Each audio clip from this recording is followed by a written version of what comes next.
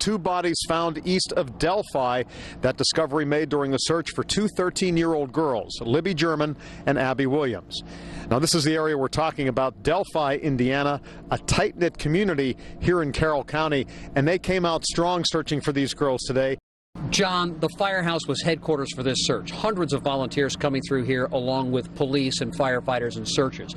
The bodies, they were found about 2 miles from where we are standing. This is an area east of town by a couple of miles. The most recognizable landmark is the Freedom Bridge. The crime scene, though, is along Deer Creek, a remote area well off the popular trails and scenic walkways used by many of the people in Delphi. The hope among hundreds of searchers turned to heartbreak.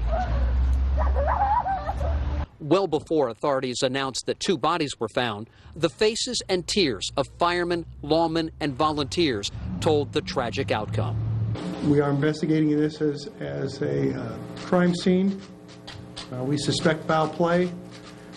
We have not made positive identification of the 2 bodies. The bodies were found shortly after noon outside of town along the banks of Deer Creek, about 3/4 of a mile upstream from the teenager's last location. A Snapchat photo taken by Libby German put her and her friend Abby Williams on the abandoned Monon High Bridge early Monday afternoon. They were enjoying a day off from school. The pair never arrived at a location a relative was supposed to pick them up. It's been a long several hours. It's played tremendously on the emotions of the community. So if you can group up, like somebody's got a pickup truck or something. Hundreds of volunteers joined firefighters and police from across the county. They searched and researched a 20-square-mile area, walking through creek banks, the remote woods, wide fields, and buildings. Many of the volunteers know the girls and their families. Yeah, we do take it personally. We don't know what's happened here. Hours before the bodies were found, we spoke with Libby's grandfather, Mike Patty. Very, very good kids. I mean, they're sports oriented. That's their relationship together. They play a lot of sports together, volleyball, softball, baseball, whatever it is. Investigators wanting to protect the evidence are releasing few details. The presumed murders occurred in a popular, well-used hiking area. Should people in the community be afraid right now? Delphi Police Chief Stephen Mullen. I think people are smart enough in our community to draw their own conclusions about what they should feel and shouldn't feel.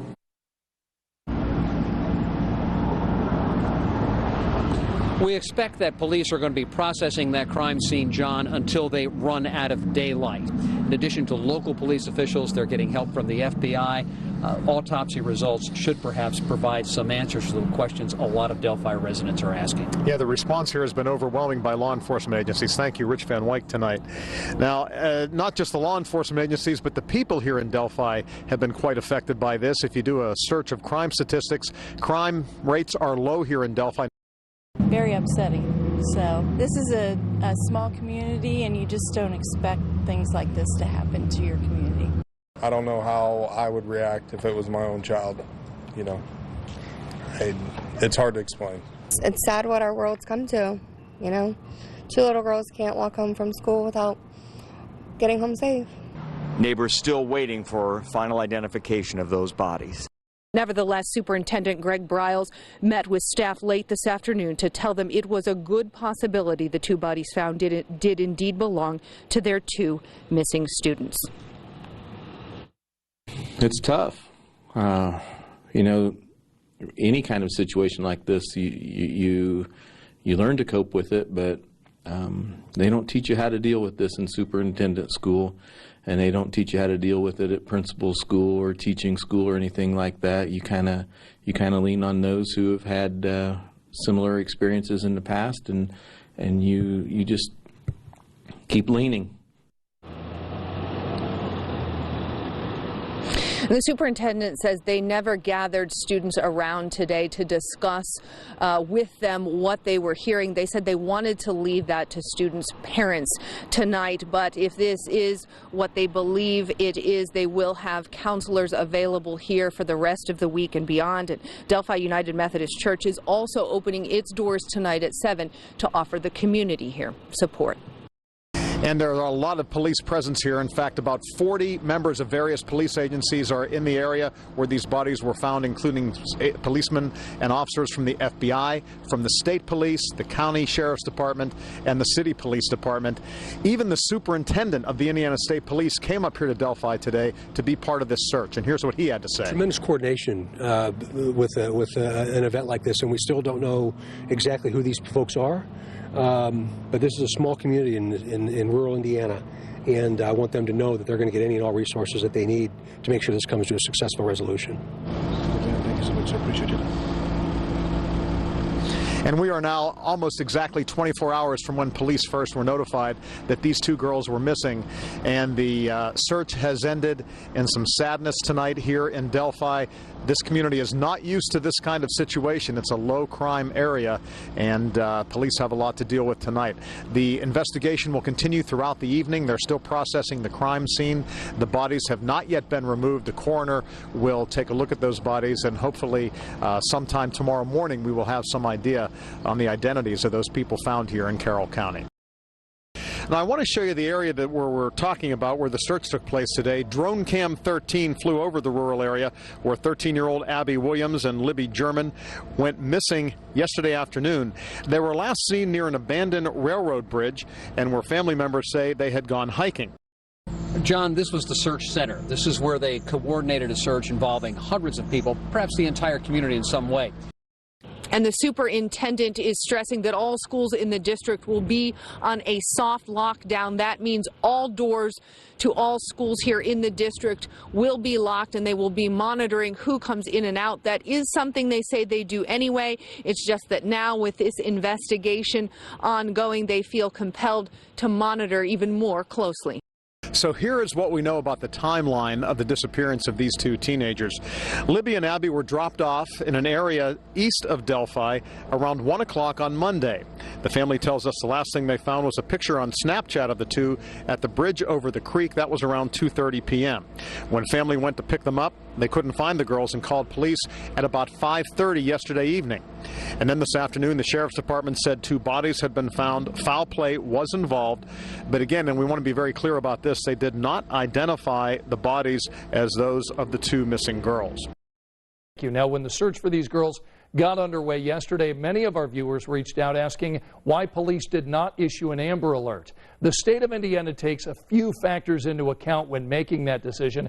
First of all, the children involved must be younger than 18 and believed to be abducted or in serious danger. Now, police also have to have enough descriptive information to believe the alert would actually help them locate the information and locate the victims. In this particular case, the Carroll County Sheriff had said last night they had no information to lead them to think the two teens could face serious harm.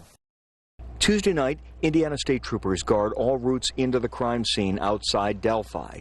Here's the area by day from Drone 13. Police deployed along the cemetery and Deer Creek, where two bodies were found just out of the water. Investigators working to find if they're the remains of two 13-year-old friends who disappeared Monday afternoon.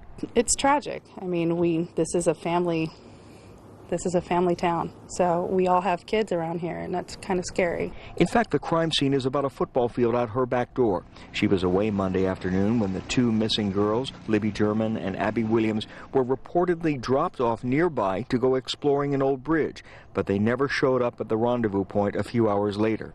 Jennifer hasn't seen anybody suspicious in the woods here. You know, you don't even look for that, honestly. It's not something you expect to see. I mean, I'm from California. So, to me, this is a safe haven. Why do you believe that there is foul play?